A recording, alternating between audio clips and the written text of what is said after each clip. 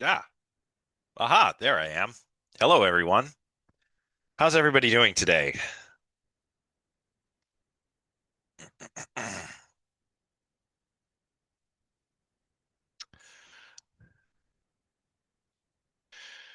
Everyone's quiet. Oh, there goes the chat. Good, good, good. I went to convocation. Watched everybody. Oh, your friend had convocation. Nice. Yeah, I was just at today's convocation for the Faculty of Arts and Social Sciences. So got to see some of my students walk the stage. It was lovely, but it was very warm. Still is. Um, it's been a bit of a long day for me between convocation and a meeting in this class. So I don't think we'll go the full 3 hours. Um, I mean, we certainly might. Um, but just given the content that I've decided to cover today and my general level of sleepiness. In fact, this is probably the one lecture where you will not see me have a coffee because I did not have time to get one. Um, that's how busy I am. You're all probably pretty busy too. So we might not go the full 3 hours, but that's okay. We will cover everything that we need to cover. Yeah, sad without coffee. I've had,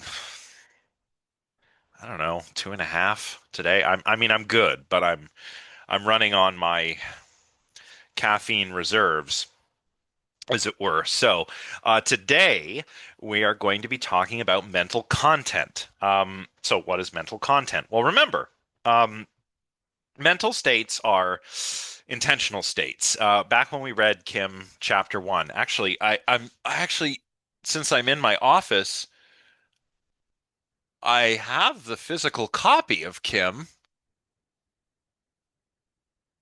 I don't know. Oh, here it is. I actually have the physical copy here with me.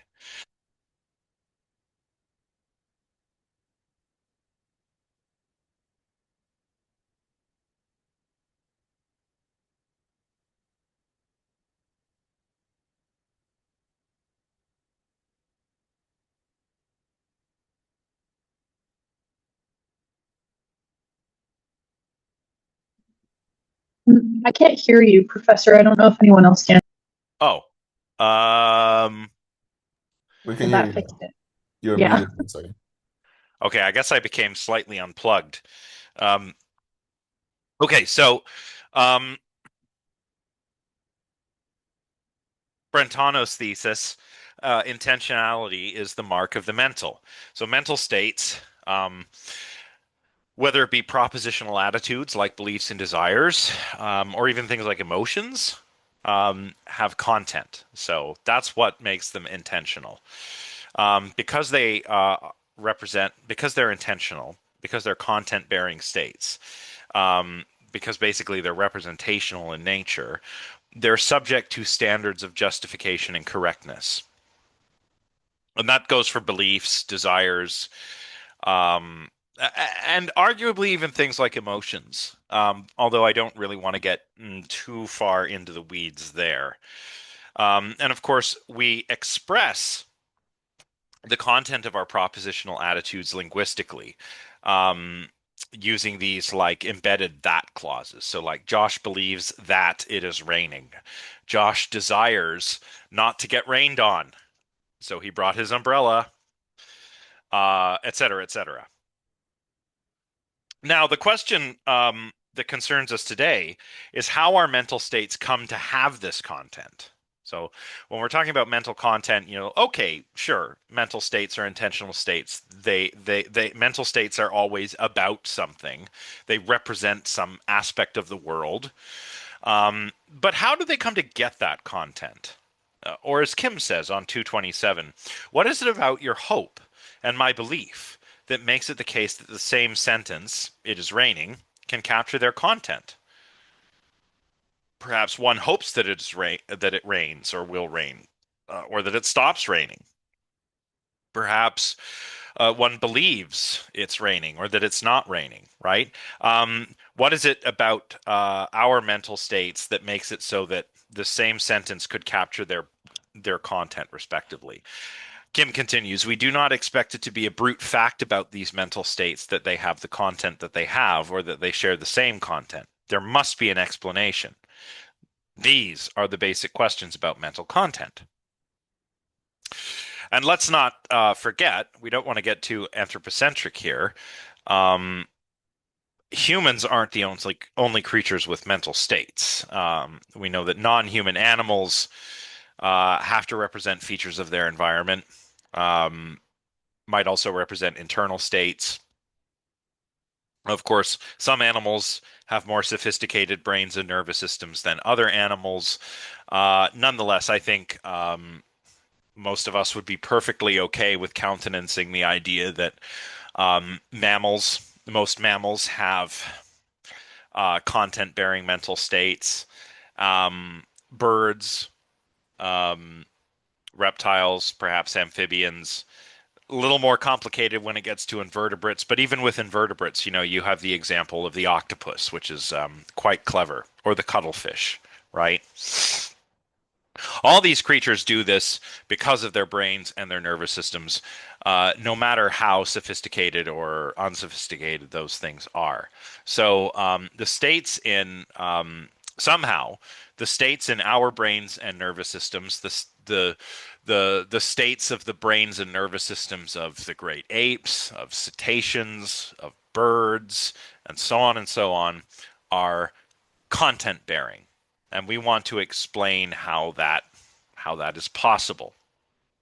Kim says here on 228, these physical biological states, the states in the brains and nervous systems of these creatures, have representational content. They are about things inside or outside an organism and represent them as being a certain way. In a word, these states have meanings. A neural state that represents a bear approaching means that a bear is approaching. So, how do these states come to have the meanings that they do? That's the main question in this chapter. And a related question is, how are these contents attributed to the mental states of intentional systems like us? So, how is it that I come to have a mental state, the content of which is that it is raining? Like, how do I come to have that belief? And how do other people attribute that belief to me? So those are the sorts of questions that we are trying to answer here. One way that we can try and answer all of this is with something called interpretation theory. So Kim asks us here to imagine that we are playing the role of a sort of linguist or anthropologist who's who's doing some research on a previously uncontacted people. So we don't know their language, and it's our job to figure it out, but not just their language, also to figure out their minds. Here's what Kim says. If you're this anthropologist linguist, your job involves two tasks. First, interpreting their minds to find out what they believe, desire, and so on. And second, interpreting their speech to determine what their utterances mean. This is the project of quote unquote radical interpretation. You are to construct an interpretation of the native speech and their minds from scratch, based on your observation of their behavior and their environment, without the aid of a native translator, informant, or a dictionary. This is what makes it radical interpretation. So I think you can see how the two tasks of interpreting their minds, that is what they believe, desire, etc., and interpreting their language are related with one another. Think back to thinkers from Descartes to Turing, um, uh, or Wittgenstein even, or maybe especially Wittgenstein, depending on your inclinations, right? Um, how we know for Descartes and for Turing, how we know something has a mind is based upon its verbal behavior. For Wittgenstein, how the meanings of words like pain, which refer to private sensations, are fixed, is ultimately due to this language game that we're all playing with one another, right? So you can see how mind and language, and the task of understanding the minds of these people and understanding their language are interrelated. Of course, we'll get a more comprehensive picture of their interrelatedness as we proceed. So we have to track a number of different variables when we study these folks. We've got to track their beliefs, their behavior, and we've got to track meaning, the meaning of the words they use. Now, we can observe their behavior, that's fine, both their intentional behavior and their verbal behavior. So that leaves us with belief and meaning. So on the interpretation theoretic approach, how do we do that? Well, let's say we've got a subject. His name is Carl with a K, and he reliably utters the utterance S regnet when and only when it is raining in his immediate vicinity. So I could be like Carl and perhaps be walking around outside and get caught in the rain, and I utter S regnet, and I do that when and only when it is raining. So our linguist anthropologist, after observing Carl and all of his companions who also reliably utter S regnet whenever it is raining and only when it's raining, we form this hypothesis, which we'll call R.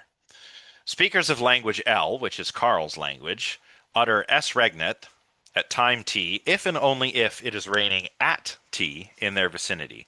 And we can establish this hypothesis because of our observations of Carl's behavior and of his friend's behavior.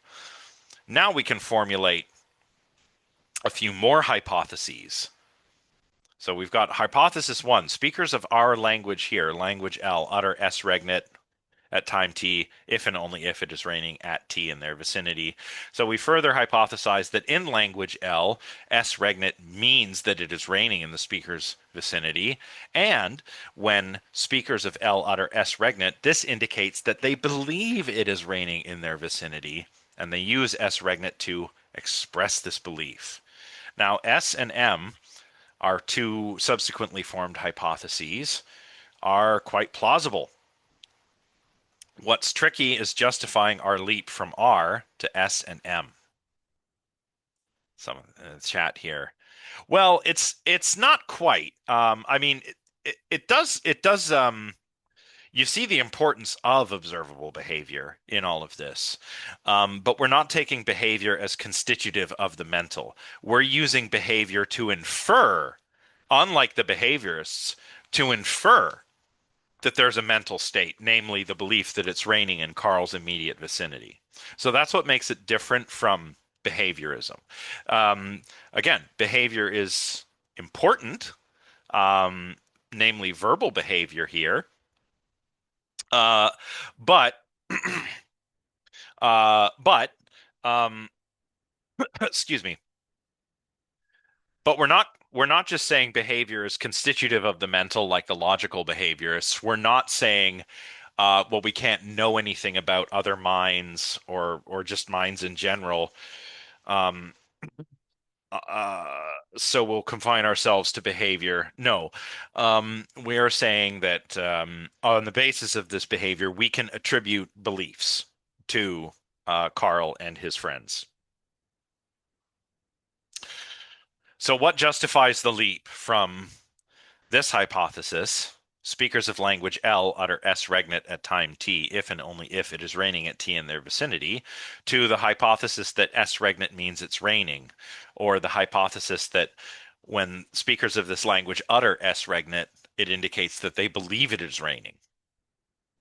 Well, we assume that Carl and his friends' beliefs are true. That's what justifies this leap. To justify moving from hypothesis R to hypotheses S and M, we apply what is called the principle of charity.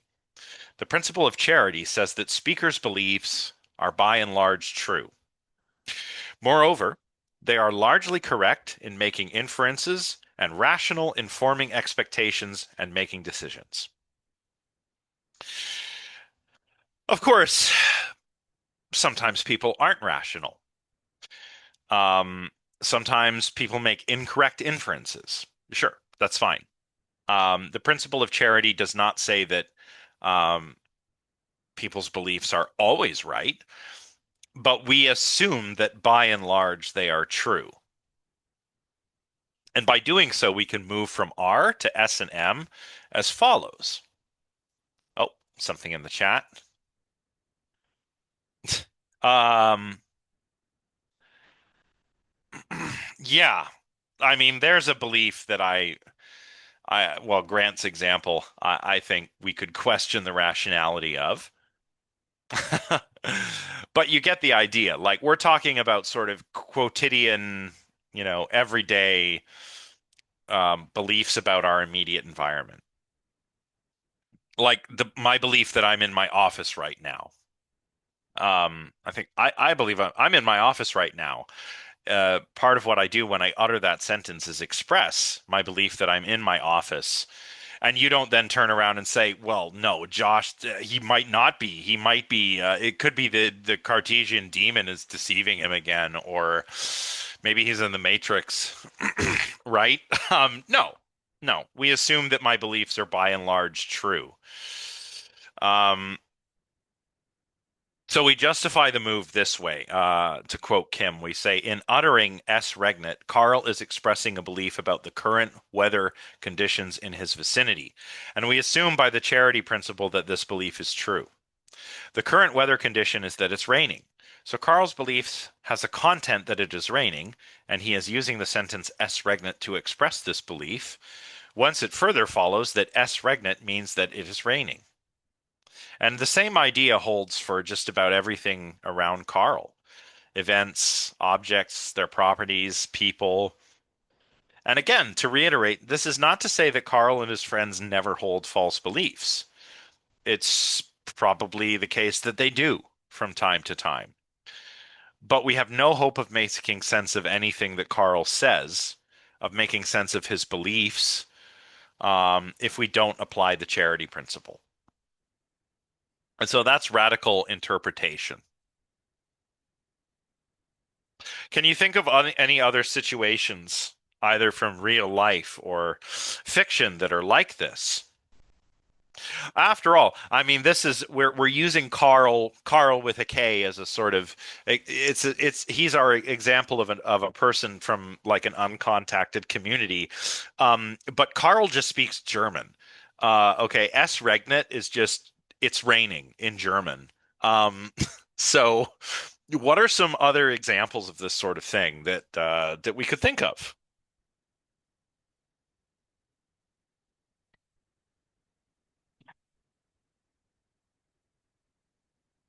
And again, you can draw from real historical examples if you like, or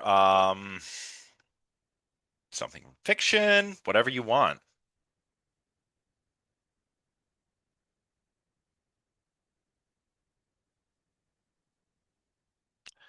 I await a volunteer. Okay, here we have something.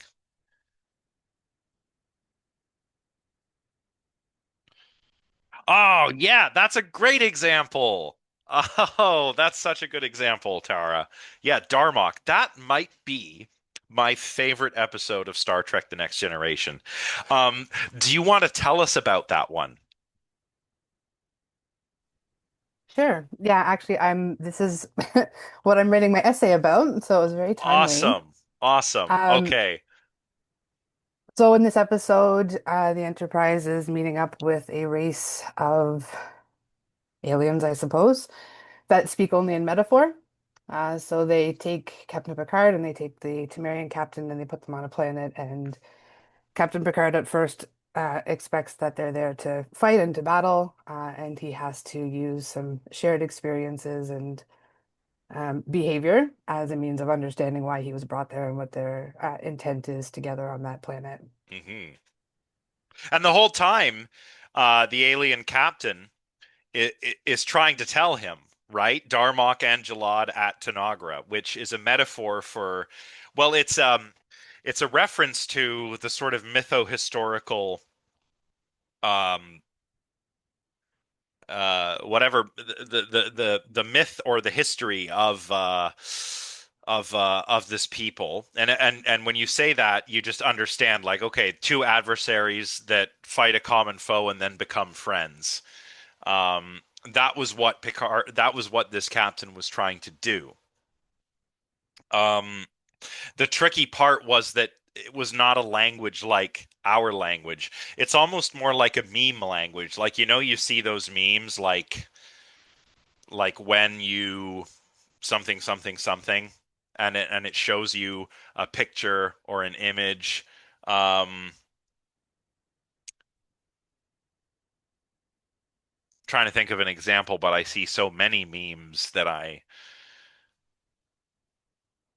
can't think of one. Maybe if I just look on my phone real quick.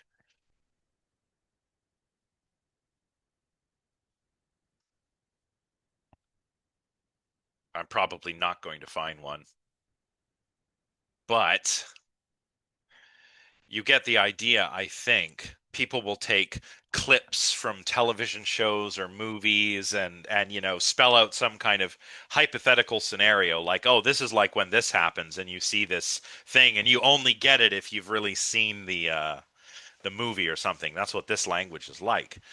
Um, Grant says, if I were to go to another country where I don't speak their language, I could go into a restaurant and say water while I gesture my hand toward the mouth as if I'm drinking water. That way they know what I want, what I believe is water, because they might think I'm thirsty. Yeah, yeah, they might. You would be, in this case, you would be relying on those people applying the principle of charity to you. Um, like if I'm in some place and no one speaks English and I go water, and people are like, huh, sorry, what? And then I go water, like, oh, I'm thirsty, water. And then maybe they get what I want. Oh, he believes he wants some water. He's trying to communicate that to us. Yeah, same thing. Anything else?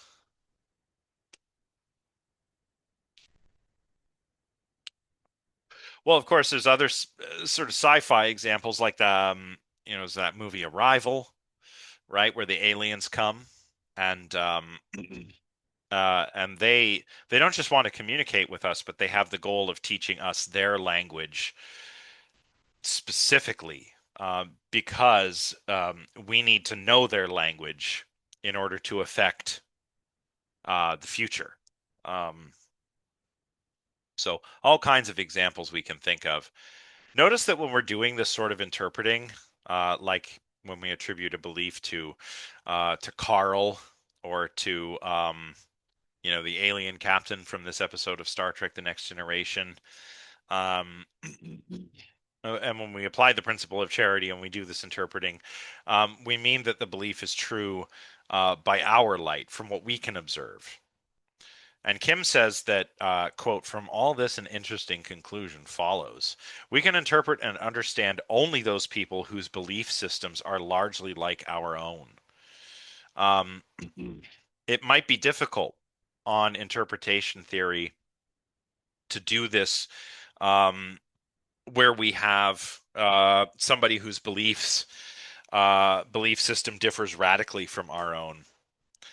Um, and that's probably got to do with our having to apply the charity principle. Um, you can only assume that one's beliefs are by and large true if that person's belief system is, as Kim says, largely like your own. And perhaps this is why, Captain Picard has such a difficult time communicating with this alien captain who speaks in metaphor rather than literally, like we do. Also, there's no single interpretation, whether we're dealing with people whose belief systems are largely like our own, or not. There's no single interpretation which will best meet the requirements of the charity principle. So we could say that Carl's beliefs must be true, like by and large true. But this doesn't really tell us which of his beliefs will turn out to be true. We call this interpretation indeterminacy. So, for example, Kim has us imagine that we encounter Carl munching on some raw spinach, and he has us further suppose that there are these various belief desire pairs that you could attribute to him to explain his behavior. So perhaps Carl believes that eating raw spinach will improve his stamina, and he wants to improve his stamina. And that's why he's eating the spinach. It's plausible. But Carl could also believe that eating raw spinach will help get rid of his bad breath. And he's been pretty self-conscious about his breath, so he's eating lots of spinach. Okay, that makes sense of his spinach eating behavior. Maybe Carl believes that eating raw spinach will please his mother and he'll do anything to make her happy. Mom always said, eat your vegetables. And so by eating his spinach, Carl will make his mom happy. Or perhaps Carl believes that eating raw spinach will annoy his mother. After all, when you eat raw spinach, you get that kind of like a fuzzy spinach mouth. You ever have that happen to you? If you eat raw spinach, and there's no acid component in your dish, your mouth gets fuzzy. So you need to cook it or pair it with an acid, like have it in a salad with a nice balsamic. Maybe this really bothers Carl's mom. How can you stand to eat your spinach that way, Carl? But he doesn't care. He wants to annoy her, so he's just like, I'm eating all the raw spinach, Mom. What are you gonna do about it? Um, you know, nope, it's not an allergy. It's something to do with a compound in the spinach that actually like forms a little crystal, and it can result in this fuzzy taste. Yeah. Try it. Try it if you want. Just eat some raw spinach and you'll notice your mouth is kind of like almost like similar feeling if I eat too many of those kettle cooked salt and vinegar chips. There's a kind of fuzziness. Um, but if you cook the spinach or if you pair it with an acid, uh, it will prevent these tiny little crystalline structures from forming as you're eating the raw spinach, and you won't get this sensation.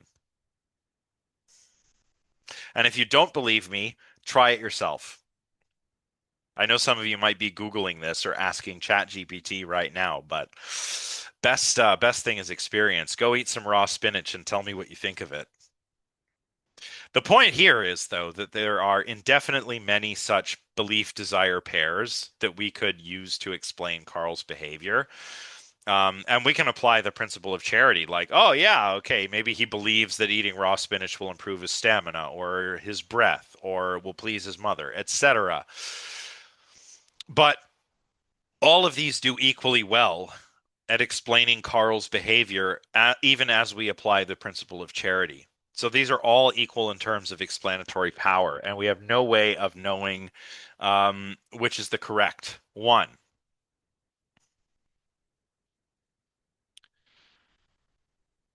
Matthew is going to test the spinach hypothesis. Okay.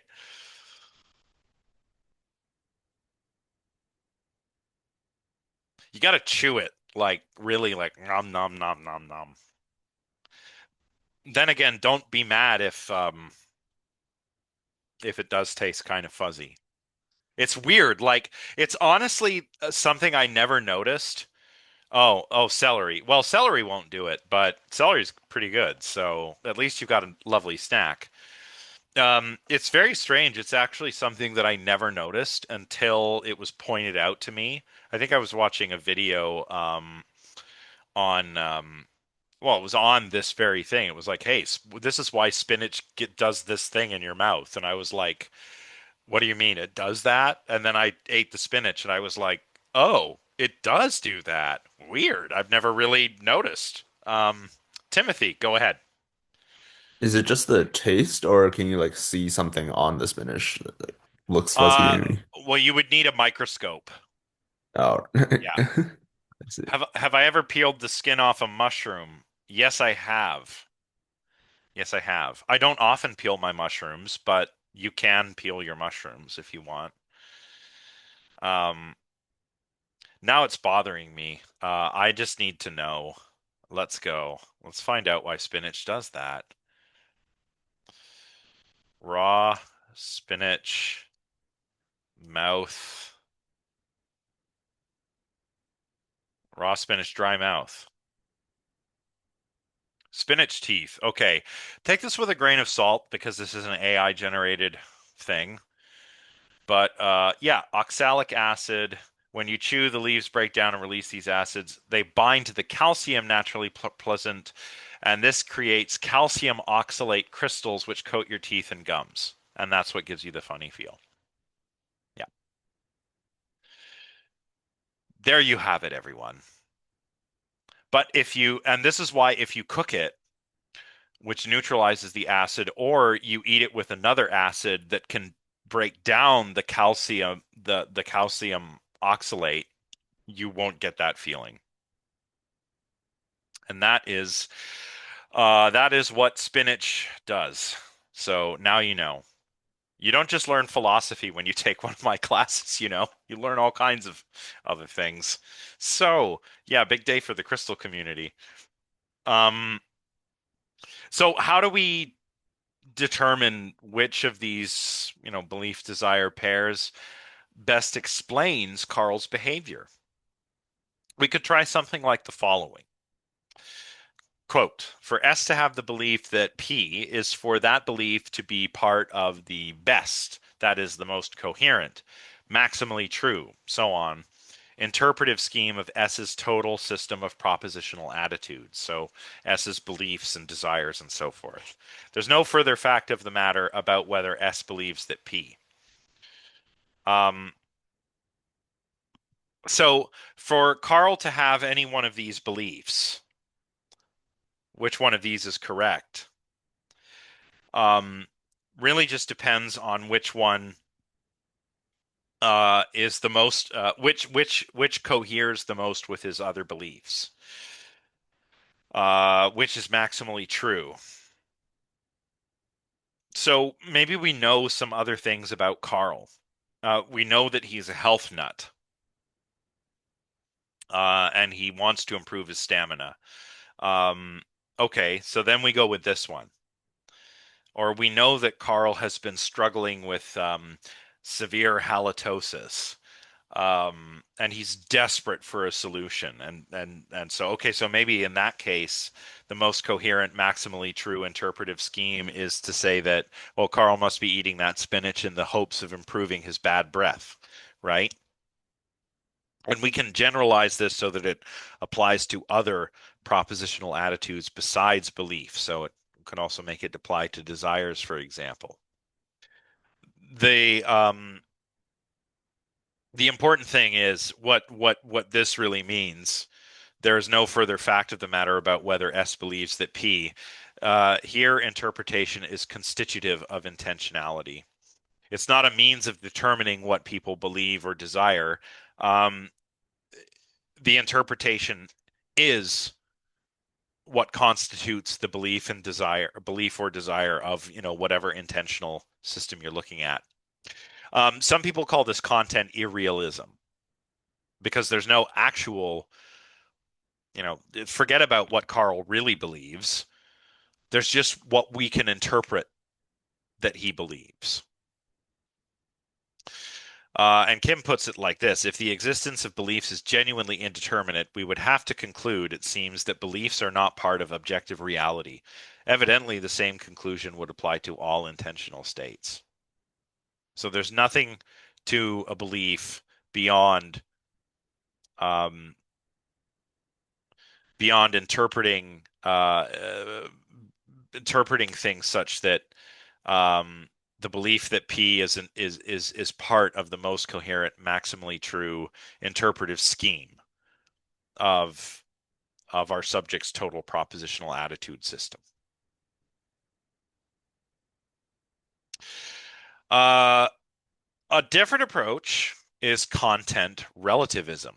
Now, according to Kim, on an approach like this, what we do is instead of accepting the indeterminacy of belief, like beliefs are not part of objective reality.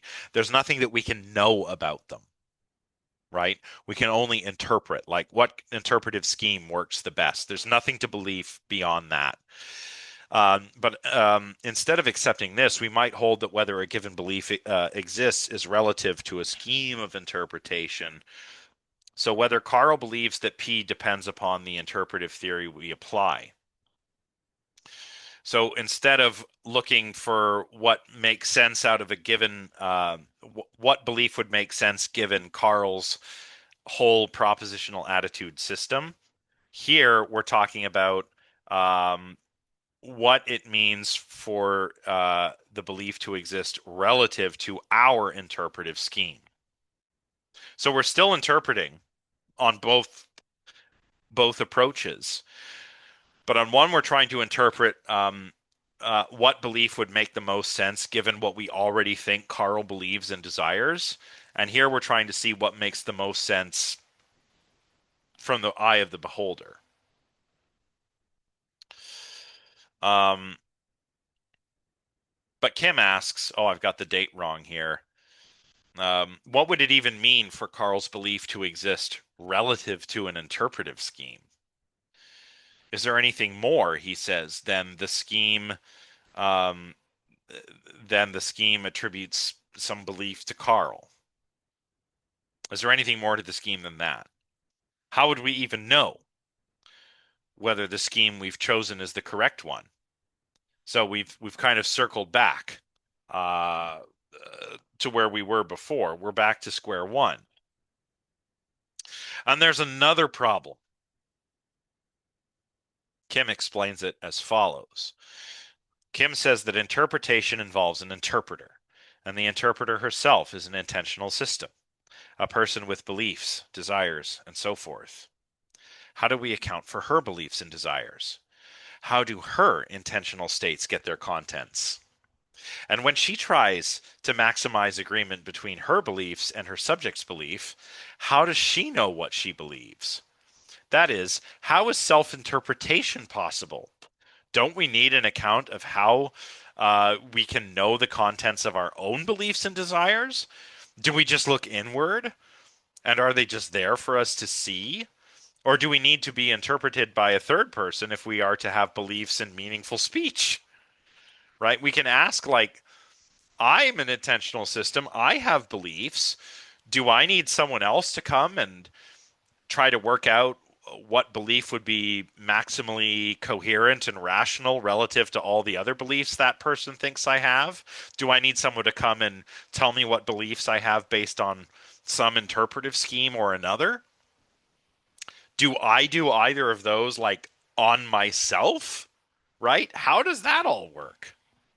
So to avoid this problem, um, we really would have to contend with self-interpretation. How do we self-interpret? How do I even know what I believe? Heck, sometimes people have multiple conflicting beliefs. This is what happens in cases of cognitive dissonance, for example, right? But in cognitive dissonance, we're kind of made aware of the conflict between our beliefs because cognitive dissonance is uncomfortable. And so what do? We change one of the beliefs. So cognitive dissonance is when you have two or more conflicting beliefs. Um, and that feels unpleasant. So you have to change one of them. Um, some people might hold irrational beliefs, that is, beliefs that contradict one another, and not even realize that they do. Um, some people have beliefs that they might not have articulated previously.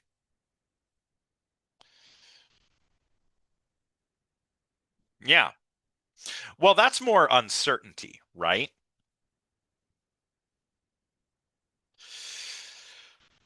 So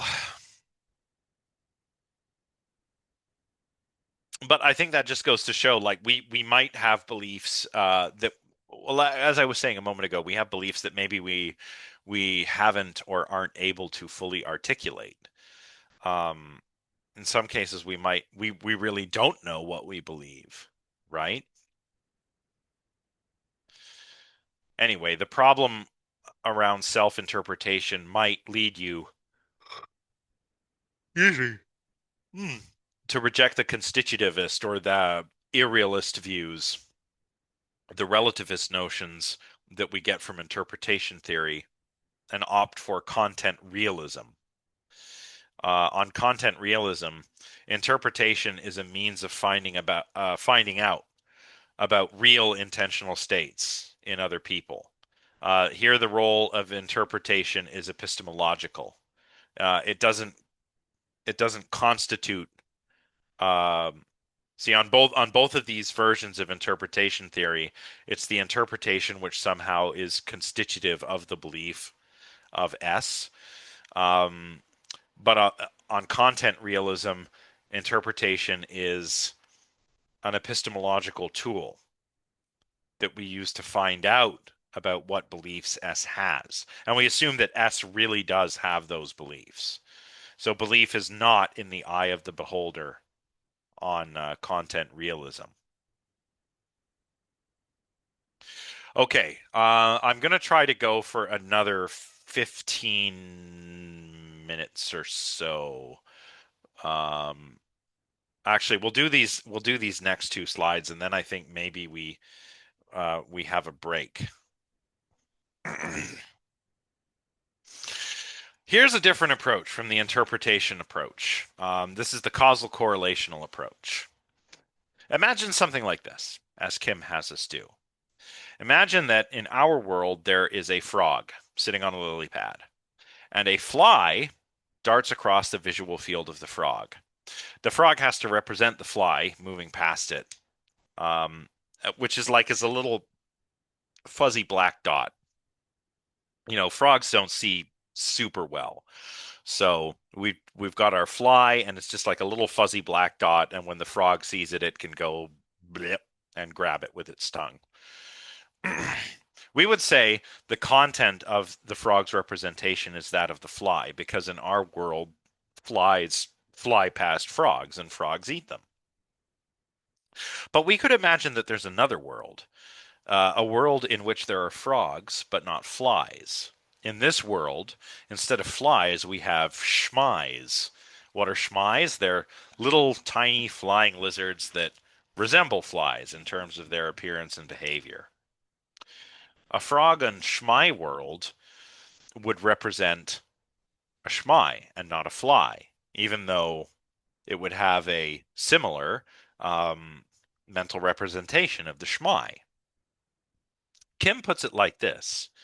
He says, from the frog's internal or subjective perspectives, there's no difference, we may suppose, between our frog's perceptual state and the otherworldly frog's perceptual state. Both register a black speck flitting across the visual field. However, we attribute different contents to them, and the difference lies outside of the frog's perceptual systems. It is a difference in the kind of object that stands in a certain relationship to the perceptual states of the frogs. So our frogs, to continue, perceptual episodes involving a flitting black speck indicate or mean the presence of a fly. But qualitatively indistinguishable perceptual episodes in our otherworldly frogs indicate the presence of a schmai. Even though their subjective or internal perspectives are the same, the contents of these states are different by virtue of the differences in their environment. So in this example here, the schmai fly example, our intentional states actually get their content because there's a lawful correlation uh, between what's going on in the world and the internal states of our frogs, which makes it such that the internal state can serve as an indicator of either a fly or a schmai, depending on what world we're talking. And we call this the causal correlational approach because of those lawful correlations which cause internal states, which correlate with, well, what the frog is seeing. Maybe we can try and come up with some of our own examples.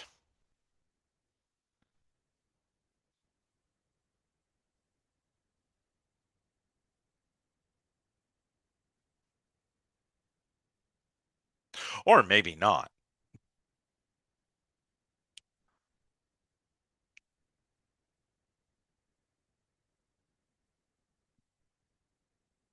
Timothy. Give me 1 second.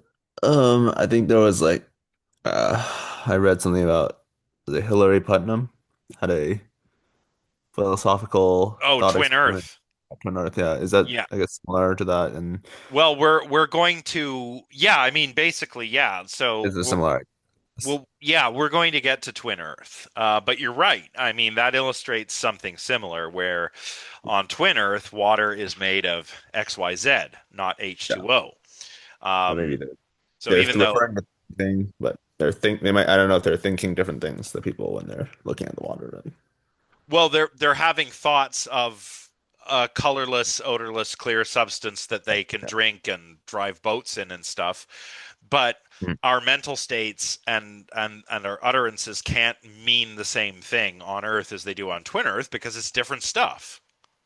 So, yeah, it's similar to the fly or schmy example in that sense. Mhm. Um, Grant, you're lost. What's up? Why are you lost? What can I help with?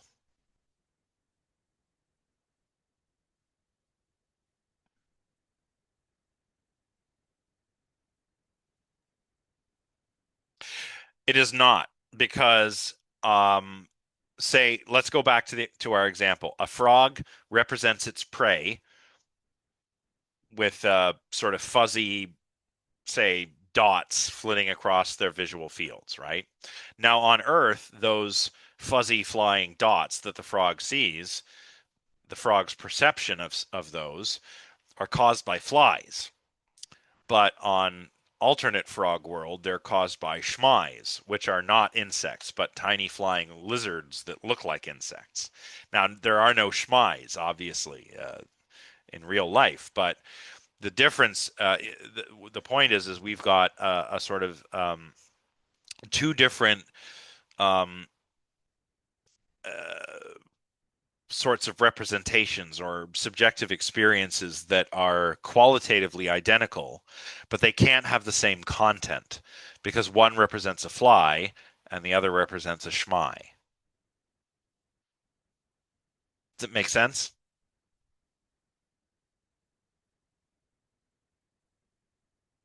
Okay. I think Twin Earth will help when we finally get to Twin Earth. But um yeah. Yeah, not exactly the same thing, I guess. Yeah, well, we'll the point is that because this is the causal correlational approach, where my mental states get their content from is partly what's going on in the world, right? I'm not exactly sure what you mean by it being like a lamp being on or off. Uh, like I have mental representations that represent something. Why do they represent what they do? Because of these causal correlations, these regularities. On our world, the frog represents flies because flies are what are in the environment. On Schmy world, the frog represents schmies instead of flies because there are no flies, even though a schmy looks just like a fly to a frog.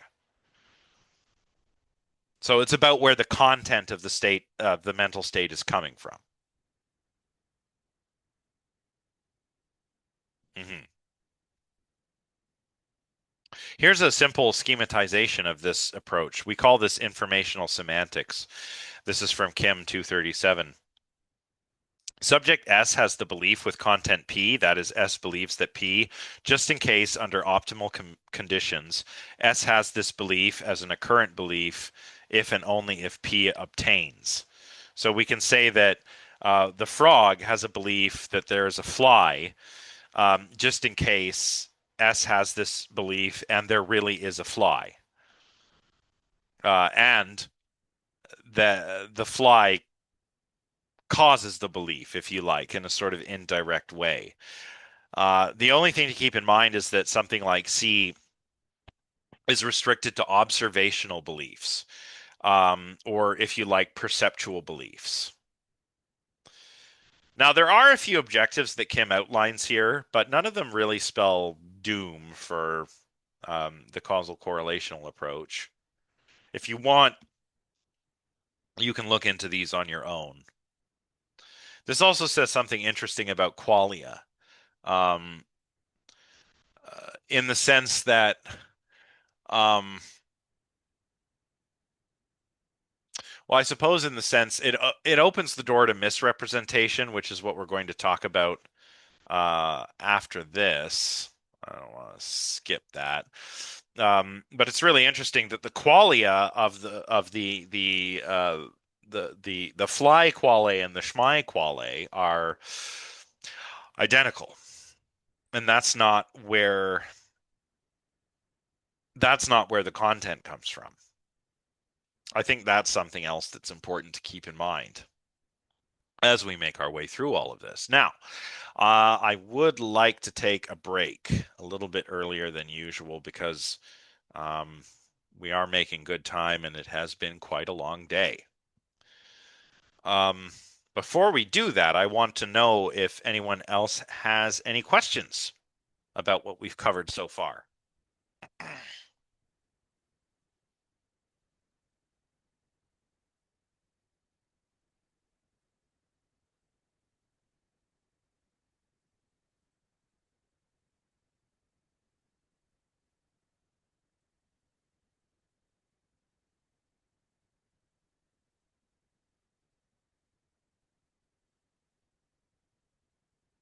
No questions? Okay. Well, I have 326 or 327. It just turned 327. Let's come back in 15 minutes. So 337, 38, 39, 44, 342. I had to count that out loud because I'm that tired. So 342. Sound good, everyone? Yes. Grant has got the Sounds good. party emoji. Good, good. Okay, we'll see you all shortly. Okay, we're back, everyone. Share my screen.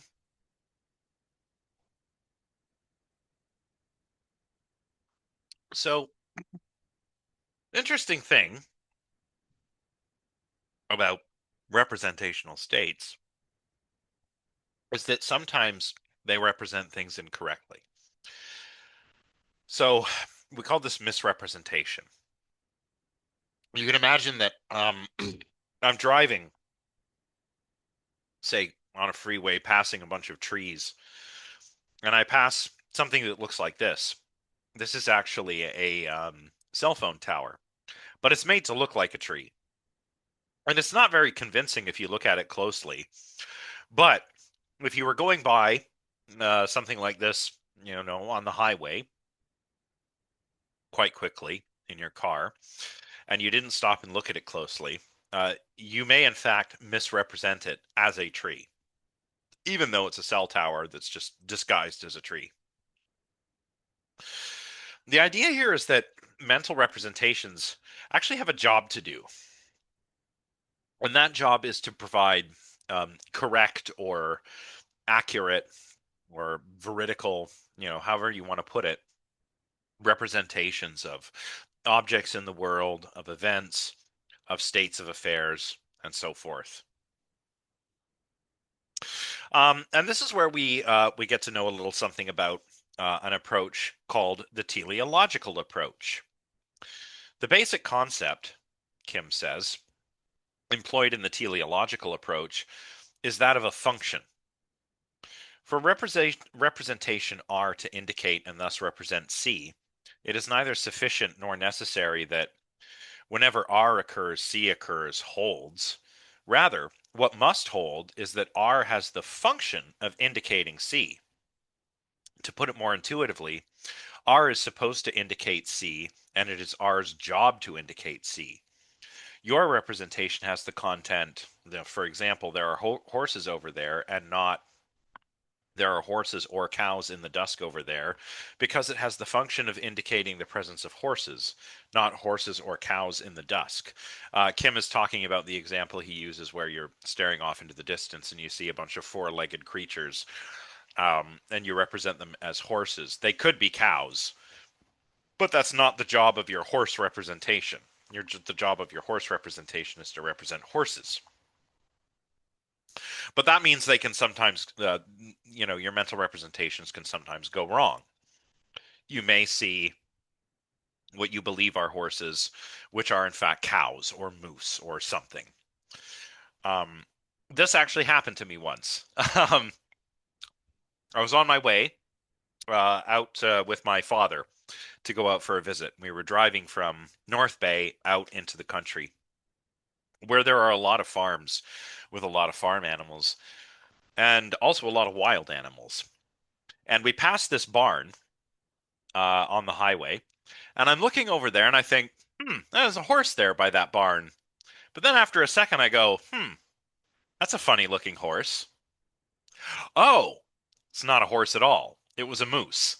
Um, so in that little instance, I represented it as a horse, even though it was not in fact a horse. And all of this implies that um, there's a there's a function. Uh, what Kim I can't stress this enough. What Kim means by teleological here is that there is a function. This is not like teleological in the Aristotelian sense. No, it's teleological in like a functionalist or an evolutionary sense. Um, Our mental representations have a job to do, that is to represent the world accurately, and a misrepresentation occurs when our mental representations don't do the job that they're meant to do. And here, meant, I mean, say that they're, we can talk about it evolutionarily, ontogenetically, whatever. Indeed, this is what most philosophers do.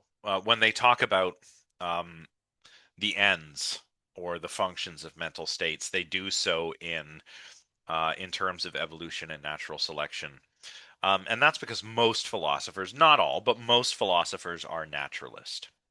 So we would say that R, the representation's function, is to represent C, and that is because R was selected for over millions of years of evolution to accurately and reliably represent C.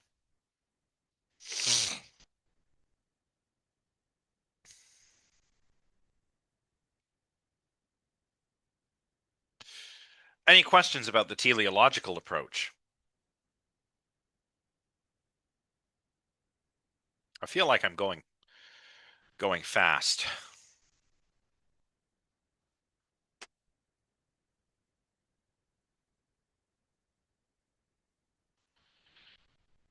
Yeah, yeah, perception of things in our environment. Um, Again, we're focusing primarily on like the sort of things we might call perceptual beliefs. So beliefs we form on the basis of perceptions, or I guess you could have perceptual desires too.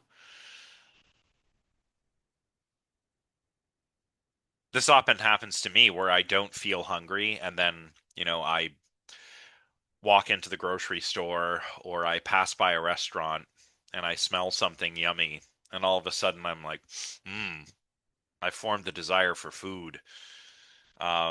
So we're talking about, I guess, representations that are grounded in perception.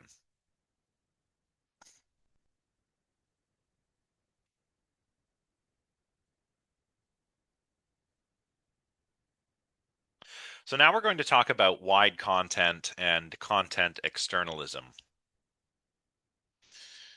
He says on 241, one thing that the correlational account of mental content highlights is that content has a lot to do with what's going on in the world outside the physical boundaries of the creature.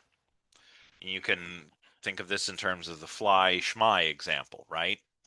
Again, when we've got a frog on our world and we've got our frog on schmy world, the internal states of both of our frogs are identical, but we differentiate between the representations on the basis of their content. And in order to do that, we have to look at the external world. We have to look at whether the frog is representing a fly or a schmy. And when we differentiate between representations by referring to conditions that are external to the intentional system, that is the organism with the mind, then we say that those representations have wide content. So in the case of our fly schmy example, the content of those frogs representations, whether they are representing a fly or a schmy, those are wide contents because what the frog is representing depends on what's going on outside of the bounds of the organism, namely whether there is in fact a fly or a schmy flying across its field of vision. Alternatively, Kim continues, we may say that the content of an intentional state is narrow, just in case it supervenes on the internal, intrinsic properties of the subject who is in that state, and that it is wide otherwise.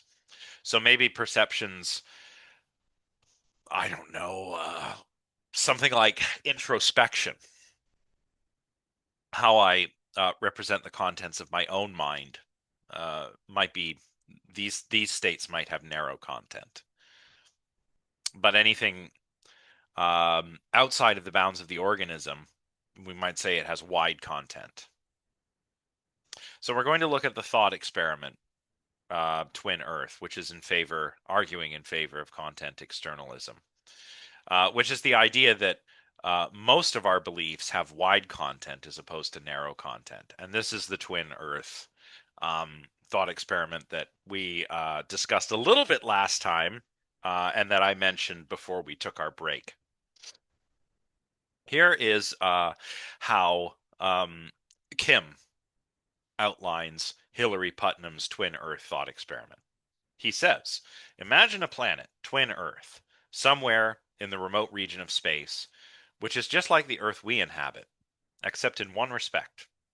On Twin Earth, a certain chemical substance with the molecular structure XYZ, which has all the observable characteristics of water, so for example, it's transparent, it dissolves salt and sugar, quenches thirst, puts out fire, freezes at 0 degrees Celsius, and so on, replaces water everywhere.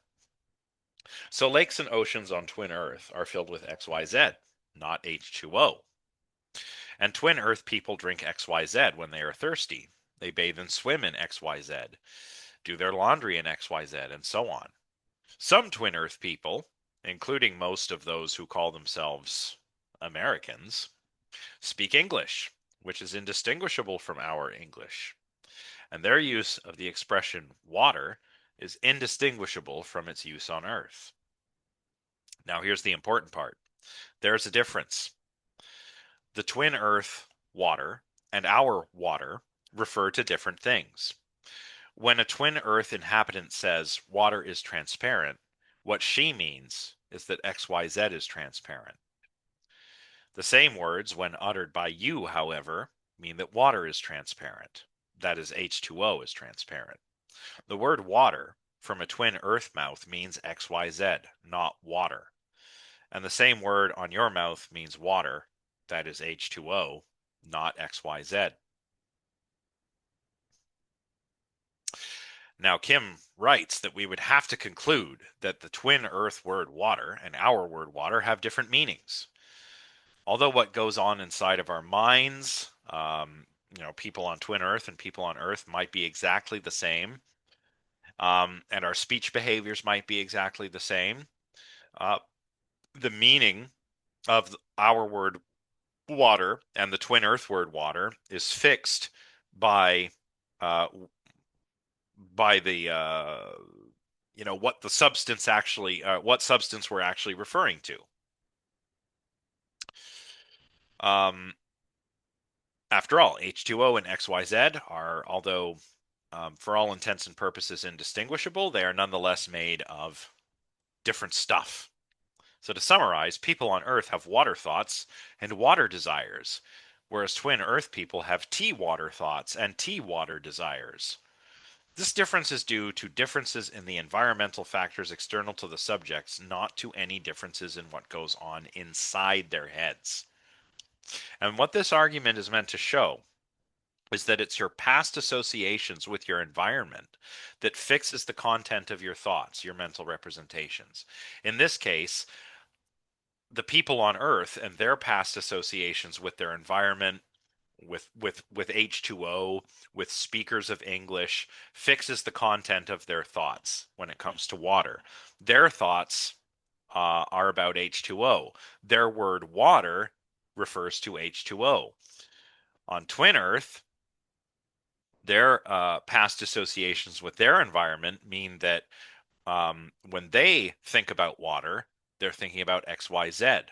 And when they use the word water, they're referring to XYZ or tea water or twatter, as Kim puts it, which is very unfortunate. That's a silly word.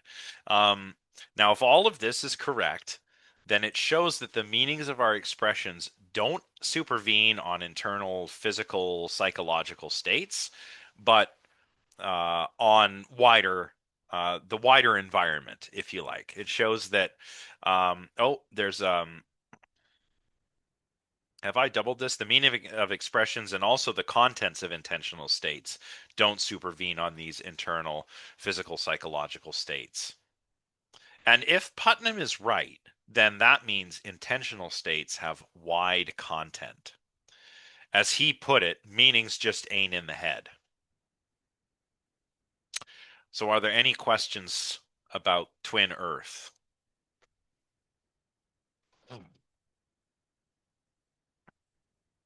before we continue? We're actually we're getting there. We're nearly finished.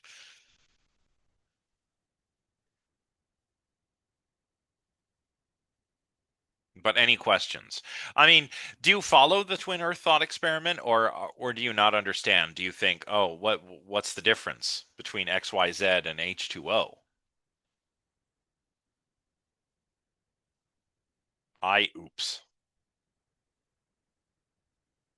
Is that yes or no, Grant?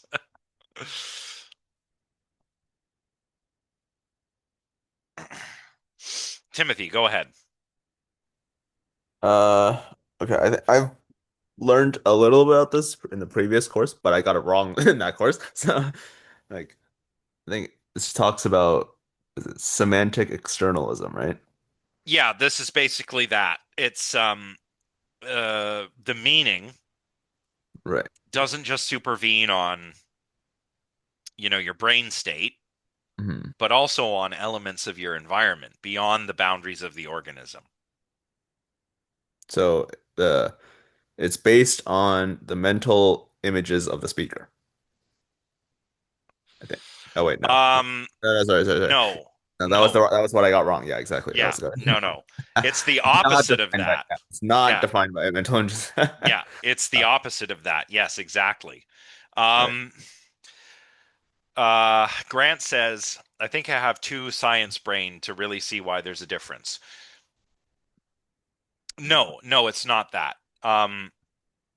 It's not a beetle in the box because we're talking about something out there in the world.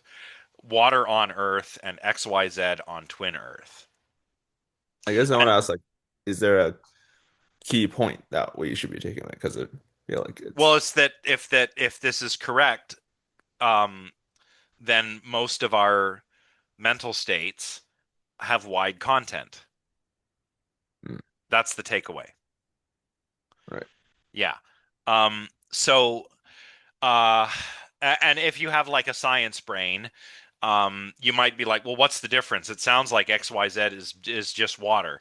Yeah, no, I understand that, but it's not water. It's XYZ. We're just saying like if there were something that were indistinguishable from water, but which actually was not water, but but it did everything that water does on Earth. Fell from the sky, from thunderclouds. We drink it when we're thirsty. We do our laundry in it, take showers in it. I don't really know if it's like a philosophical zombie. I mean, I guess it, it's not really meant to be a conceivability argument. It's meant to be an imaginative exercise which um, highlights content externalism, right? So it's a different thing. It's like the fly schmy. Yeah, it's just to make a point. Like, so on Twin Earth, there's XYZ, and they call it water, and we call H2O water. But our thoughts and our utterances cannot be about the same thing because one is H2O and one is XYZ. It's really that simple. Yeah. But, okay, so if meanings aren't in the head, where are they? Are they somehow outside of the head? Here we're getting a little bit into the extended mind hypothesis, right? How can we make sense of wide contents? Here are some possibilities.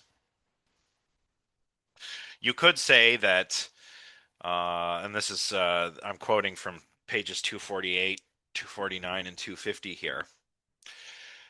You could say that the belief that water and oil do not mix, for example, is constituted in part by water and oil. That the belief itself, in some sense, involves the actual stuff, water and oil, in addition to the person or her head having the belief. A similar response, well, this is the arthritis and arthritis case, which we didn't really look at, so I'll skip that part. The general idea is that all the factors that play a role in determining the content of a belief ontologically constitute that belief. The belief is a state that comprises these items within itself. Thus, we have a simple explanation for just how your belief that water is wet differs from your twin Earth doppelganger's belief that tea water is wet. Yours includes water as a constituent, and hers includes tea water as a constituent. On this approach, then, beliefs extrude from the subject's head into the world, and there are no bounds to how far they can reach. The whole universe would, on this approach, be a constituent of your beliefs about the universe. Moreover, all the beliefs about the universe would appear to have exactly the same constituent, namely the universe. This sounds absurd, and it is absurd. We can also see that this general approach would make the causal role of beliefs difficult to understand. Beliefs as either causes or effects. So, what this is saying is that, well, if meanings aren't in the head and they're somewhere else out in the world, on this view, we'd be taking what our beliefs are about um, as constitutive of the beliefs. Okay, so for Grant, narrow content is when our representational states, the content of our representational states supervene like locally, if you like say just on my brain states, but wide content supervenes on features of the world as well.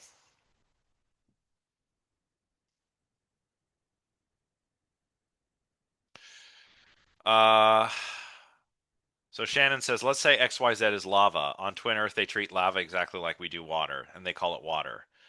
Uh, but XYZ is not lava, right? It's got to be indistinguishable from water. At least from our point of view. I'm not taking XYZ and putting it under a microscope and seeing, oh, this isn't H2O, it's XYZ. No, I'm just on my own sort of sensory experience. I'm going, this is this clear liquid. I can drink it. It hydrates. I can take a shower in it. I can drive a boat on it. It falls from the sky. It can be in a solid, liquid, or a gas state. Um, they call it water, but it's not water. It's XYZ.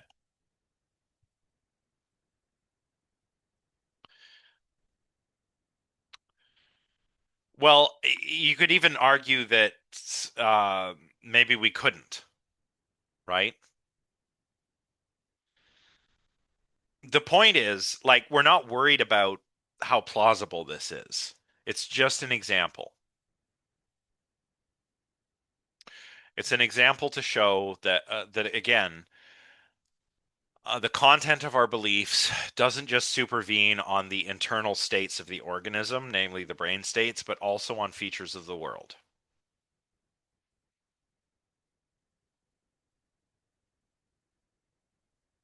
Well, that's misrepresentation. The stick bug example is misrepresentation. Like stick bugs are very camouflaged, so you look at one, you might think it's a stick, but it's not. It's an insect, and that's misrepresentation. That's not like what's going on with XYZ and H2O.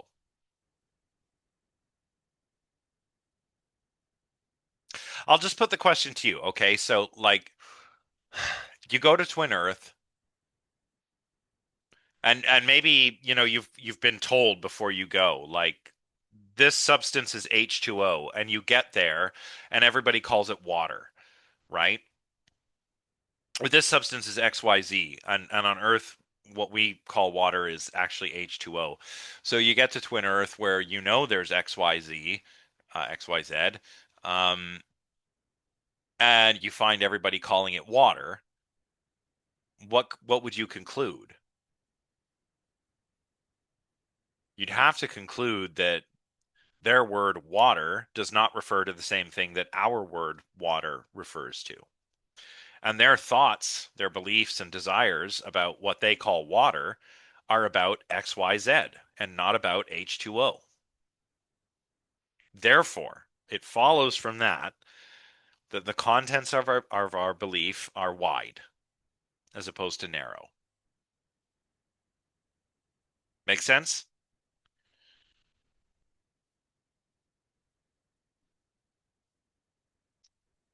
Okay, perfect.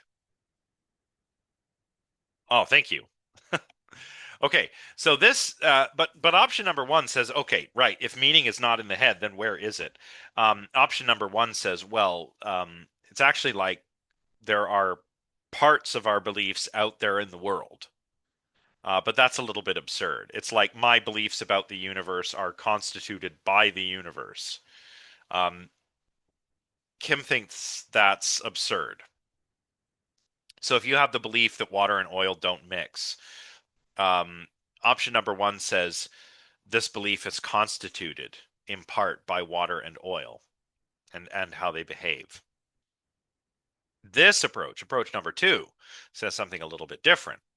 It says we might consider the belief that water and oil do not mix as a relation holding between the subject on the one hand and water and oil on the other. Or alternatively, we take the belief as a relational property of the subject involving water and oil. So our belief is not constituted by the water and oil, but our belief is like a relational property between ourselves, water, and oil. Just to illustrate, like, it's a relational fact that uh, Socrates is married to Xanthippe, for example. Socrates has the relational property of being married to Xanthippe.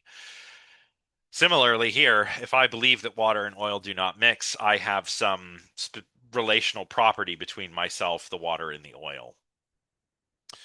He continues, this approach makes causation of beliefs more tractable. We can ask, and will sometimes be able to answer, how a subject came to bear this belief relation to water and oil, just as we can ask how Xanthippe came to have the relational property of being married to Socrates.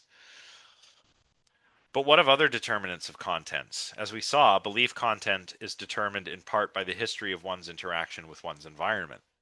And what of the social linguistic determinants, as in Burge's examples? Again, this is the arthritis and tharthritis example, which we don't really need to worry about. It seems at least as awkward to consider beliefs as relations with respect to these factors. I don't know. What do you think? Do you find either one of these more plausible than the other? Um, beliefs as being constituted by things out there in the world, or beliefs uh, as like relations.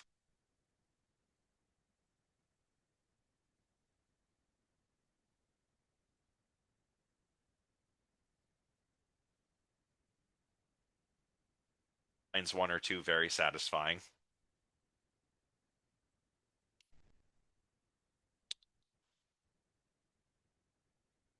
Yeah, but then you're talking about a narrow content state.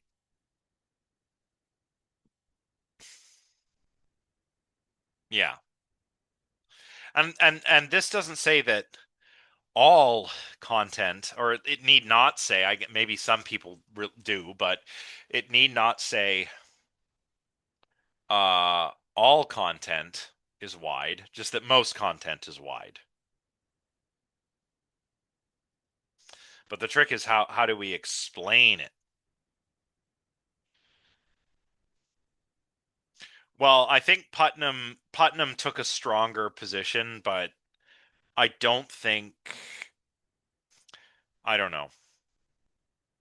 It there's going to be some variation here. Um but Putnam, yeah, was I think probably a little more extreme about this. Possibility number 3. The third possibility is to consider beliefs to be wholly internal to the subjects who have them, but to consider their contents, when they are wide, as giving relational specifications or descriptions of the content. So unlike 1 and 2, where the beliefs in some sense literally extend out into the world, the beliefs here on option number 3 are still in the head, as it were, but they give relational specifications or descriptions of contents that are wide.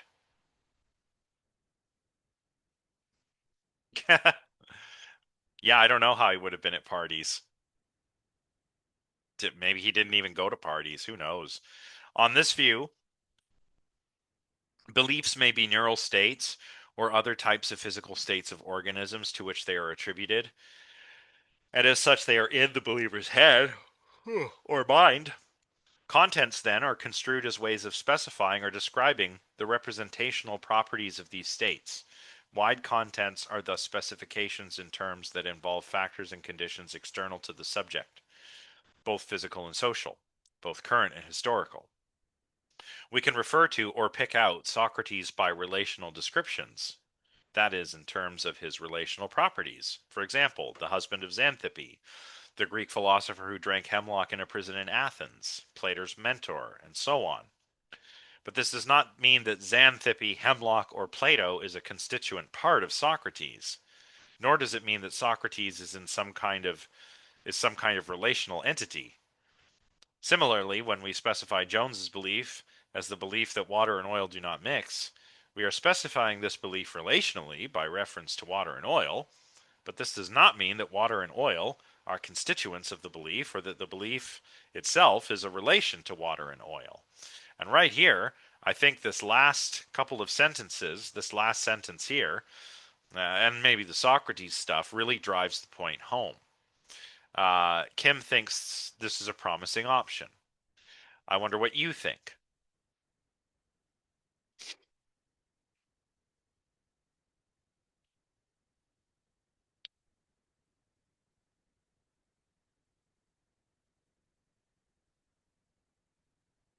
I mean, I'll just reread this, this bit like about Socrates, the ancient Athenian philosopher, right? We can pick out Socrates by these relational descriptions. He was the husband of Xanthippe.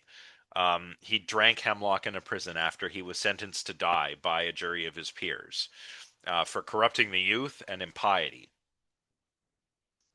Plato's mentor, right? Like if I say any one of these to a philosophy major, like if I'm walking by you in the hallway and I'm like, Athenian philosopher who drank the hemlock, you'd go, Socrates, right? You can pick out Socrates on on the basis of that relation. But that doesn't mean that Socrates is a relation between hemlock, Xanthippe, Plato, and all the rest. That doesn't mean that Plato and the hemlock and all of that are part of Socrates. And that's what uh, that's this is what this third option entails. When we have wide contents, they are in the head, but they give relational specifications or descriptions of these wide contents.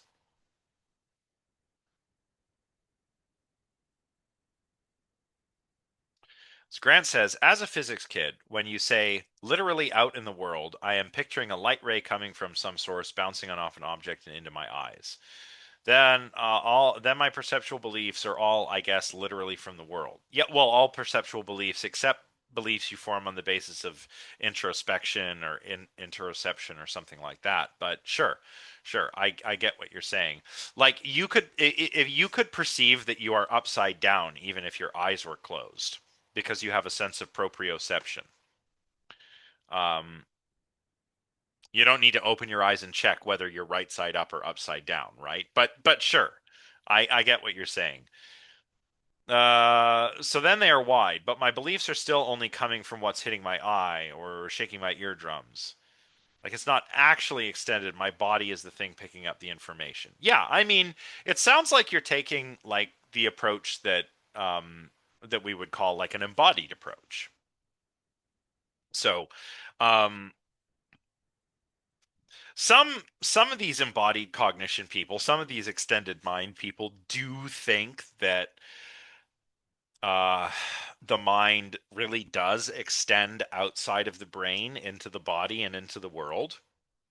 And some think that it doesn't, yet it still depends on these couplings between the mind, the body, and the world.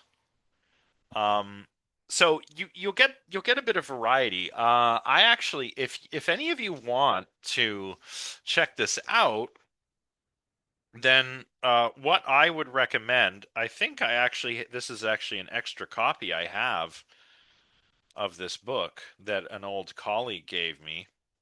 But this is the Cambridge Handbook of Situated Cognition. And if you're curious about situated cognition, so the extended mind, or what's really come to be known as like 4E cognition. So cognition is embodied, embedded, extended, and enacted. So cognition, it doesn't, we're not just brains in vats or disembodied thinking substance, right? We have bodies. Um, our bodies are embedded in a dynamic physical environment. Cognition extends through the body into the environment, and cognition, especially perception, is enacted. And what that means is it's an active process. So it's not just light hitting your retina or sound waves tickling your eardrum. The way we perceive the world is actually an active process. I see something, I go and get a closer look at it. I lean in to listen closely. Um, it's funny actually. Get my book. When I'm reading, I think of an active perception whenever I'm reading, because when I'm reading, I often hold the book close, and I actually have to do this. I have to take my glasses off because I don't need them to see this close. So like perception is an active process. I adjust uh, my perceptual artifacts, my glasses, in order to perceive what's written on the page, right? Um, anyway, think Kim thinks option three is pretty promising, and sure, what the hell, it's all right. Um, I don't know where I sit personally. Just how extended the mind is. I would say that cognition certainly extends into the world through the body. I don't know if the mind does, but then again, I don't even know if that makes sense to say that. Um, it looks like Grant thinks option three is promising. Um, what else? Any other thoughts?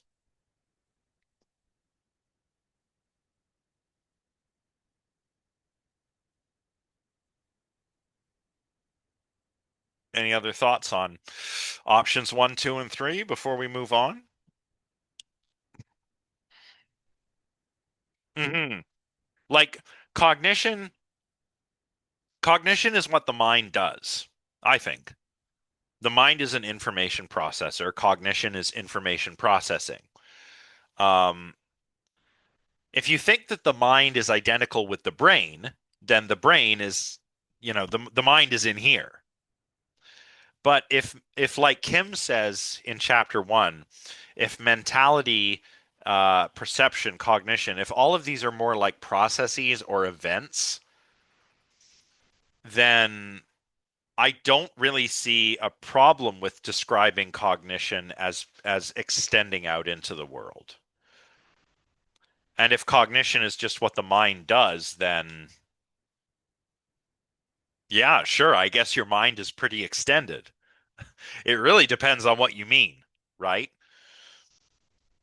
If the mind is in the brain, then it doesn't extend. But Putnam is literally saying our mind is, if you could see me, I'm pointing over there. Well, at the very least, the contents of our mental states are in some sense over there or over there. But then there's the question of how to make sense of that. And Kim tries to make sense of it in a few different ways, like the idea that elements of the world literally constitute our states, our mental states, or they are, or whether our mental states are themselves relations, or whether it's all still in the head and they just give relational descriptions of the contents of those of yeah. Okay, you've got it. Nice. Good. Nice. Isn't it great when it clicks? And it takes a while because I think most of us aren't used to thinking about thinking like this. Um, yeah, it is a strange thought, but our everyday experience doesn't make us ask these sorts of questions. You got to take a philosophy class, and then when you do, you realize, uh, well, maybe I'm bringing some unwarranted assumptions to the table.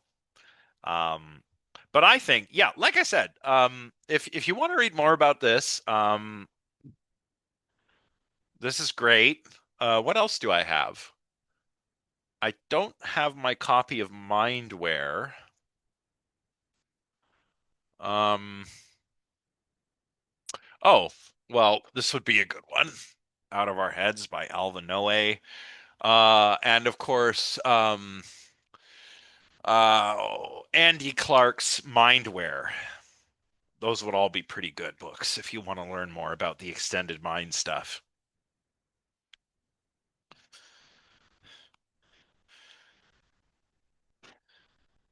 Nice. Okay, we're going to skip the section on narrow content because it's been a long day. And we're going to talk about um, the causal explanatory efficacy of wide content. How is wide content apt for explaining um, the causal nature of our mental representations? Kim says on 254, even if we acknowledge that common sense psychology individuates intentional states widely and formulates causal explanations of behavior in terms of wide content states, we might well ask whether this is an eliminable feature of such explanations. Um, so remember, beliefs, desires, other intentional states, mental states, propositional attitudes, whatever you want to call them, are supposed to play a causal role in behavior.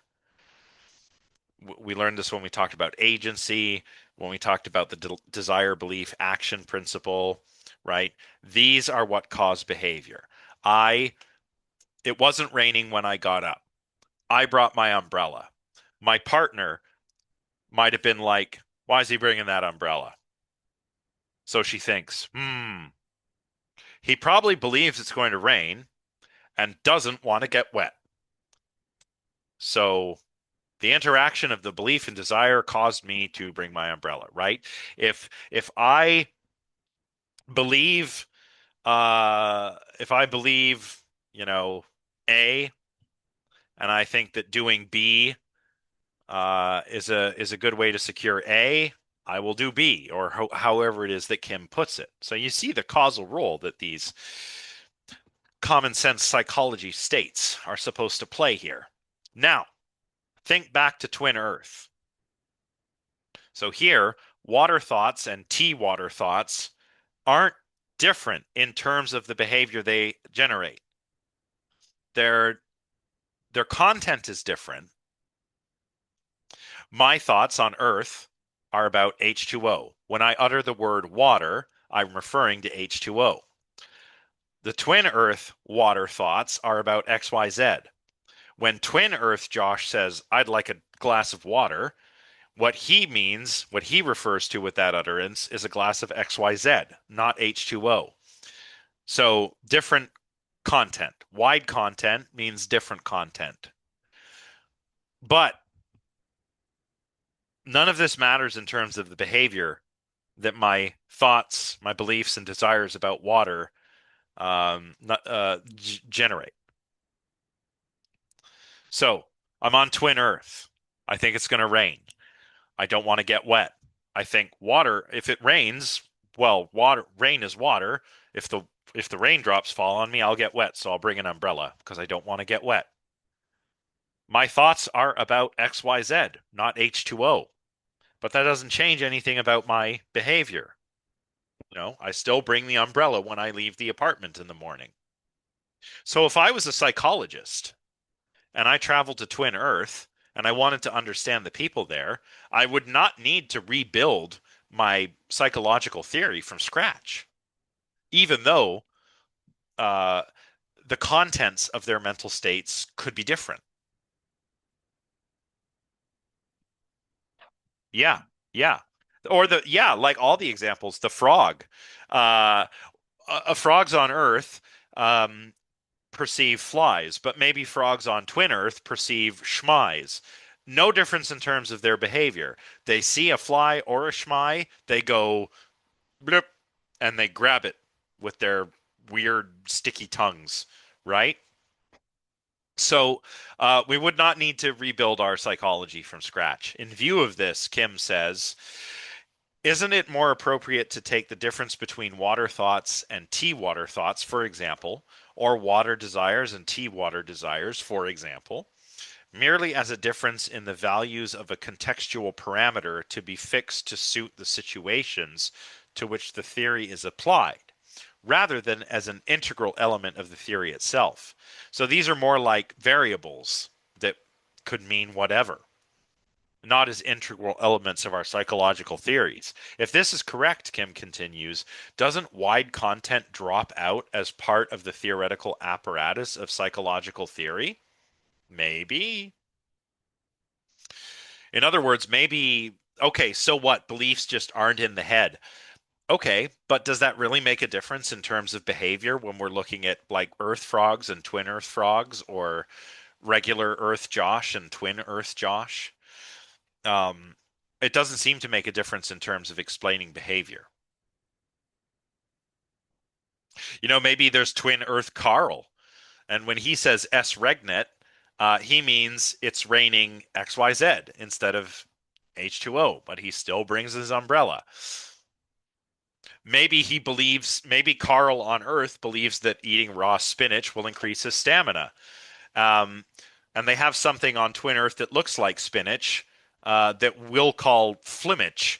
And Carl eats that, believing it's spinach, because he has the same beliefs about it, right? This is closer to the arthritis example that we didn't really look at, but don't worry about that. You can take a look at that on your own. But you see, there's not much of a difference in terms of understanding uh, people's behavior. There are also some metaphysical considerations to keep in mind. For example, the proximal causes of actions, so like something like putting your hand up, should be local, which is to say that they come from the inside, air quotes. Um, so what neural events represent that's outside is irrelevant to behavior causation. The causes of my actions are always going to be local. If the same neural event were to occur in some other environment, such that it had different wide content, it might still cause me to raise my arm, right? I'd like a glass of water. I signal to the server, I'd like a glass of water. My behavior is the same here or on Twin Earth, even though we have different wide contents. And if all of this is right, the proximate causes of behavior do supervene locally on one's internal physical, that is neurological neuro states, we'll call them. But wide content states um, are not supposed to be are not so supervenient. The wideness of wide content doesn't really matter when it comes to working out causal explanations for the behavior of agents of intentional systems. Of course, we can answer this by saying, hey, you know what though? When we apply folk psychological explanations, we do so for actions and not mere physical behavior. Remember, we act on the basis of reasons, beliefs and desires interact to cause actions, and even if the proximal causes of my actions comes from the inside, if my reasons for acting and my beliefs and desires and all those other mental states are at play have wide content, um, then mm, then maybe we can say, as Kim does, that behaviors explained in this way are given under wide descriptions. So we would need the wide content states to explain them. I like the way he puts it here. The point of the reply is that we need wide content to explain wide behavior. So that's one problem. How are we doing so far? I think we're almost done. Yeah. Are there any questions so far? I do see that people have already started to leave. Thanks, guys. Um, well, let's talk about wide content and self-knowledge. So again, back on Twin Earth. How do we know that Mary believes that water is wet and that Mary's twin on Twin Earth believes that tea water is wet? Because we know that Mary's environment contains water and that Mary's twin's environment contains tea water.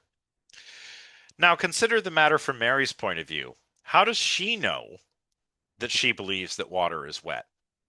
How does she know the content of her own thoughts?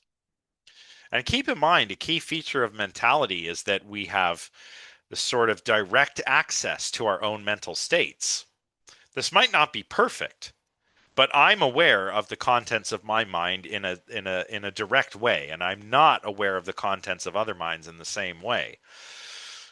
I can know, even if it's imperfect, I can know the contents of my mind more or less directly, like the beetle in the box. This is where we might want to think of the beetle in the box. Now let's think back to Mary on Earth. Kim says on 256 that it seems plausible to think that in order for her to know that her thought is about water, not about tea water, she is in the same epistemic situation that we are in with respect to the content of her thought. We know her thoughts are about water because her Earth has H2O and not XYZ. But Kim then asks, why doesn't she too have to know that if she is to know that her thought is about water, not tea water? And how can she know something like that without observation or evidence? The worry is basically that Mary is in danger of losing this privileged epistemic access to her own mental state, something that we think is uh, that we have. Uh, we the like I as a thinker, you as a thinker, have privileged epistemic access to your mental states, not to mine. You can only know my mental states indirectly. And Mary's in danger of losing that if she doesn't know that her thoughts are about water and not tea water. I mean, think of it. We don't go through our day-to-day lives saying, "Oh, I'd like a glass of water. Boy, this water sure is H2O and not XYZ," right? No, we don't do that. Um, so she's in danger of losing this access because the knowledge of her thoughts contents, is now on equal footing with this uh, third person of her thoughts contents. If you want to try and make this clearer, just imagine as Kim does, that Mary can travel between Earth and Twin Earth, and she does this a few times, and then after a while she forgets which planet that she's on. And we can ask, can she know, to quote Kim, directly and without further investigation, whether her thoughts, say the thought she expresses when she mutters to herself, the tap water in this fancy hotel doesn't taste so good, are about water or tea water? Can she know if she's forgotten which planet she's on, whether her thoughts are about water or tea water? Seems like she can't know, at least not without a little further investigation. And if this is right, content externalism entails that most of our self knowledge isn't actually that direct. It's got to be based on evidence. And that makes it look like content externalism is incompatible with this privileged first person access to one's own mind. I don't know. What do you think? I tend to think that we don't really have that good that good of a sort of access to our own thoughts. Sure, my mental states are um, I guess available to me in a way that they're not to other people. Um, but there's also a heck of a lot going on in my mind that I'm not aware of at all. Um, and how do I know that the way I experience my own mentality is uh, indicative of the way the mind actually works? So I don't know. Maybe I'm not as worried about this as Kim is. Yeah, yeah, good point. You'd need further evidence or observation. Mary would have to have some means of testing. She'd have to bust out her like Star Trek tricorder device and scan the water and see whether it's H2O or XYZ in order to know what her thoughts are really about. Well, I don't know. Maybe she would. Let's say that Mary is like a philosopher or scientist. She might want to know. Other people might not care. Uh, yeah, but we care because this is a philosophy of mind class. So, well, that's all I have. We are ending a little early. And next time, we're going to be really getting into the thick of it with consciousness. So, next week we have 3 lectures. Um, well, this is tricky to think about, but I think that consciousness is the trickiest thing to think about. So, but we'll see if you all feel the same way. Um, I I love the part. I love talking about consciousness. But I don't like Kim's chapters on consciousness. So again, we'll be reading Nagel's "What's It Like to Be a Bat" and Dennett's "Quine and Qualia." And remember, we have 3 lectures because on the May long weekend made it so that we only had 1 lecture that week. So we have 3 lectures. We'll get through Nagel, Dennett, and then maybe do a little wrap up discussion. And those readings are already available on Brightspace. You can read Kim's chapters if you want to, but they're not going to be necessary. We're just going to be following Nagel and Dennett pretty closely. Timothy, go ahead. I wanted to ask quickly about Reflection Assignment 2, which is, well, not coming, it's coming up, but it's not due yet. Mm-hmm. It's on the 18th next week. Mm-hmm. So it says we can write about anything. We can just choose something earlier on if we're not really comfortable with the newer Yes. material. Yes. But not what you did for your first one. Obviously not. Yeah, Yeah. not. And not what you've chosen for your essay. Okay, I Yeah. see. Yeah. But if if mental content is like a little intimidating, go with something that's not as intimidating. Yep, Yeah, that's fine. got it. Perfect. Yeah. Um, anything else? People are leaving. There's only 17 of you now. Good. I'm glad. Well, I don't know if I'd say fun. Um, Grant, glad you think so. I guess Even, one more. Yeah. yeah, yeah. What's up?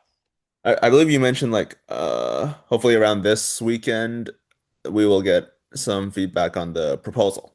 Like around 2 weeks, Well, at the maybe. very latest, the last day of class, but like I said, like it's a very busy time for me. Our TA, like Certainly. today is a write-off. It was, so we're gonna get it done as soon as we can. Yeah, no rush, but yeah. Yeah. Just like to get an idea of the what's going on. Yeah. Yeah, no, no. You'll have it at the latest on the last day of class, but if we can, we're going to try sooner. But like I said, today I was at convocation and I was in meetings all day. Jack, our TA, was at convocation. Um, Oh yeah, so at minimum we'll have a week before the final SAC. That's plenty of time. yeah, there's a little more than a week. And remember, the essay only has to be about 6 pages. That's 1 page a day. If 1800 words, I believe. 16 to 1800. 16 to 1800, yeah. Yeah. Okay. So say that's a page a day. You can do Mhm. that in 6 days, and you've got 8 days. Right. But we will try and give you more than that. So just bear with us. Right. Perfect. Um, okay. All right. Well, if that is all, I should be going. I need to get back home. Thanks, everybody. Um, I'll see you next Monday for a look at Thomas Nagel's very famous paper, What Is It Like to Be a Bat? I promise you that one at least will be easier than this. So, Hopefully that's the case. See you next yeah. week. See you then. Yes, I can talk. The student wants to talk to me. Okay, just let me stop recording. Okay, bye everyone.